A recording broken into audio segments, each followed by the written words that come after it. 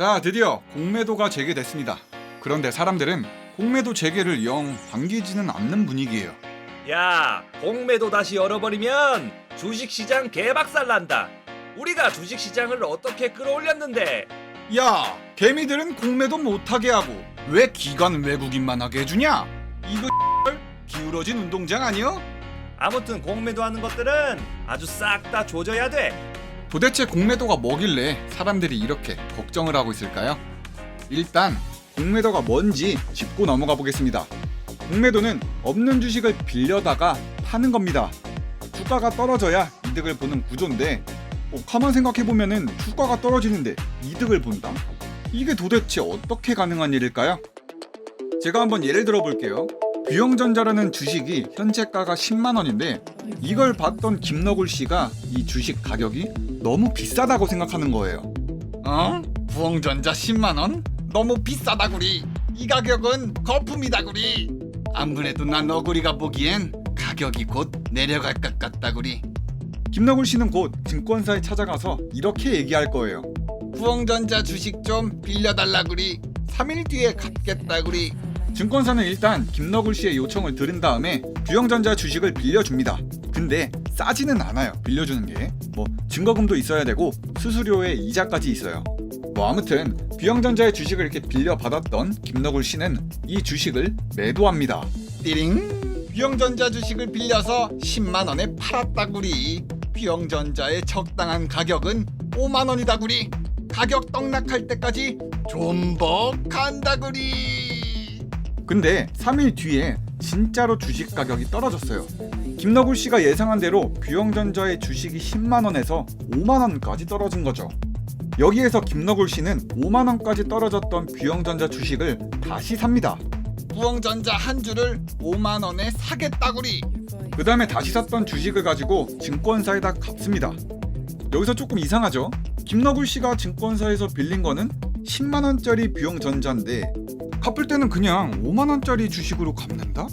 그럼 이게 5만원으로 10만원을 갚는 거잖아요? 이게 어떻게 가능할까요?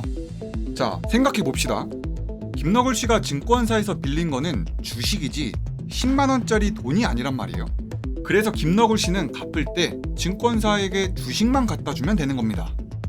여기까지 해서 김너굴 씨는 돈을 얼마나 벌었냐? 간단합니다. 자, 일단 10만원짜리 주식을 빌려와서 5만원에 팔았습니다. 그 다음에 다시 증권사에 가서 갚았어요. 그러니까 여기에서 남는 돈은 10 빼기 5만원입니다. 이럴수가. 나 김너굴은 주식 가격이 떨어져서 돈을 벌었다구리. 공매도는 개꿀이다구리. 여기까지가 공매도로 돈을 어떻게 벌 수 있는가에 대한 얘긴데 사실 일반적인 주식은 싸게 사서 비싸게 팔면 끝이에요. 그게 돈을 버는 거니까. 근데 공매도는 조금 다릅니다. 일단 비싸게 팔아놓은 다음에 가격이 떨어지면 싸게 사서 그걸 갚으면 끝나는 거예요. 아주 간단하게 공매도의 개념이 끝났죠. 그렇다면 이론적으로는 돈을 얼마까지 벌 수 있는가 한번 보겠습니다. 사실 이게 핵심이잖아. 우리가 돈을 벌어야 되니까.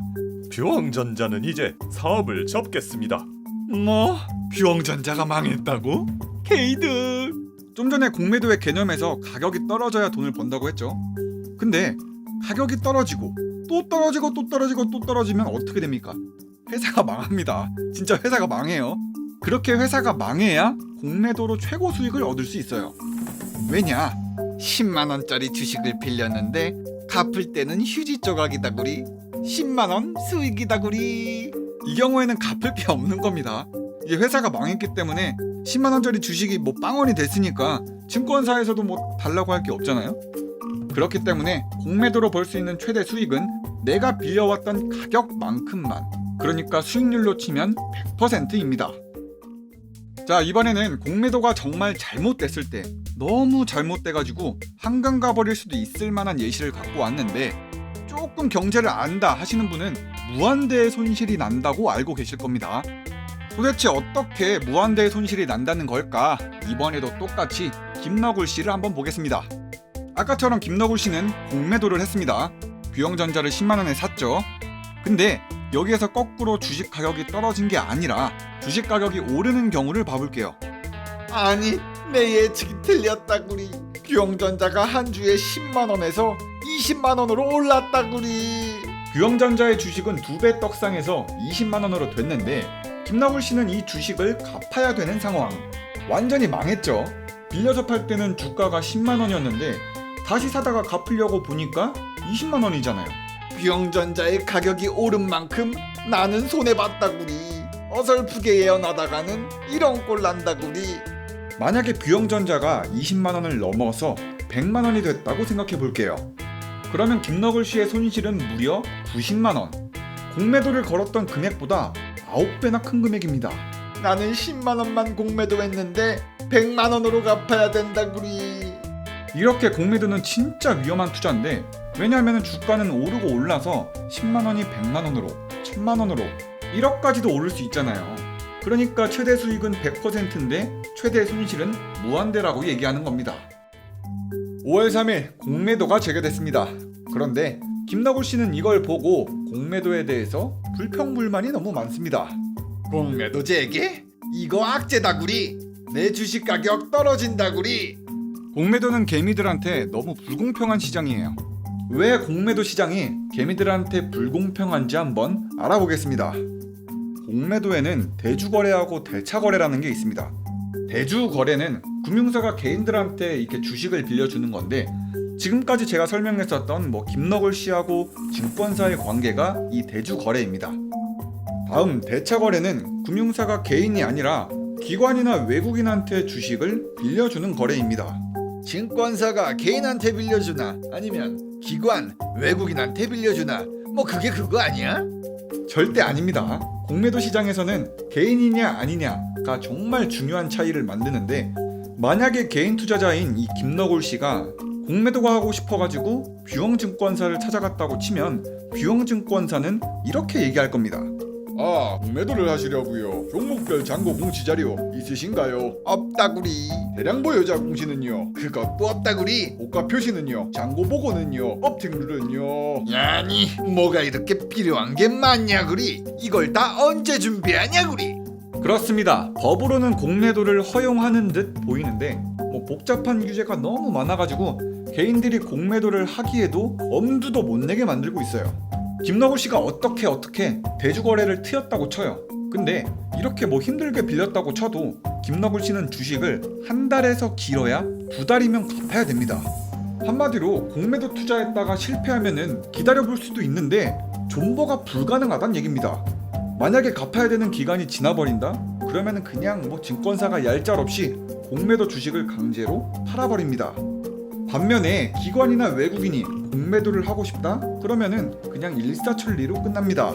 Hey, Buong Electronics. 공매도 core. Yeah, of course. 기관, 외국인들은 이 주식을 언제 갚아야 한다는 기간이 없어요. 한 달이냐, 2달이냐? 아무것도 없습니다. 그냥 상환 요구 시 언제든 갚으면 되는 거예요. 그냥 개꿀딱이죠. 무기한 연장이 될 수도 있는 거고, 공매도 걸어놓고 느긋하게 타이밍 잡는다 안 잡는다 필요 없습니다. 그냥 마음 편하게 하면 돼요.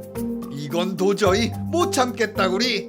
이건 공정한 시장이 아니다구리. 뭡니까 이게? 그런데 진짜 상황이 이렇습니다. 개인들은 공매도 하려면 절차도 복잡하고 비용도 비싸, 규제도 많아, 그렇다고 길게 빌릴 수 있는 것도 아니야. 공매도를 할 수 있는 주식도 종목도 별로 없습니다. 이게 공매도를 하라는 겁니까? 말라는 겁니까? 반면에 기관, 외국인들은 공매도를 겁나 편하게 하고 있으니까 당연히 기울어진 운동장이라고 말이 나올만 하잖아요. 자, 상황이 이렇다 보니까 2007년부터 2009년까지 대한민국의 통계를 딱 보면은 공매도를 하는 사람의 개인 비중은 단 1%도 안 됩니다. 그럼 99%는 누구예요? 기관이나 외국인이란 얘기죠. 자, 정말 공매도가 재개되면 주가가 떨어질까요? 여기에 대해선 전문가끼리도 서로 싸대기 때리면서 싸울 정도로 의견이 많이 갈라지는데요. 어이, 공매도 세력놈들 때문에 우리 뷰엉전자 주가가 떨어졌다구리. 기관 외국인만 없었어도 우리 뷰엉전자 100만원까지 갔을 거다구리. 그게 무슨 소립니까, 김너굴 씨? 공매도 자체가 주가를 하락시키지 않습니다. 공매도 한다고 기업의 실적이 떨어지긴 하겠습니까? 말 조심하십시오.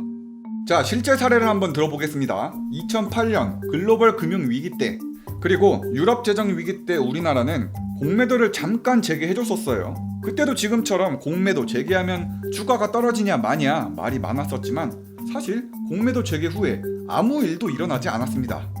우리나라 말고 이탈리아, 프랑스, 대만, 말레이시아 등등 공매도 금지를 해제했을 때 주식시장에는 별로 아무 일도 일어나지 않았습니다. 반면에 공매도가 재개됐을 때 주가가 떨어진다고 하는 사람들이 있잖아요. 그 사람들의 근거는 뭘까요? 그건 바로 특정 주식에 공매도 세력이 잔뜩 붙는다면은 그 주식에 원래 들어가 있었던 투자자들이 부정적인 정보에 민감하게 반응합니다. 그러니까 자연스럽게 주가의 변동성이 높아지니까 이거 공매도 때문에 가격이 떨어지는 거 아니냐라고 의심하는 거죠. 또 특정 주식의 공매도 물량이 많아지면은 그 주식의 매도 수량이 쌓이는데 이때 김너굴은 이렇게 생각합니다. 이게 무슨 일이야? 규영전자 공매도 거래가 왜 이렇게 많냐구리? 이건 하락의 신호인가? 불안하다구리. 나도 판다구리. 이렇게 김너굴 씨처럼 하나 둘 투자자들은 공매도의 수량을 보고 겁을 먹고 주식을 팝니다.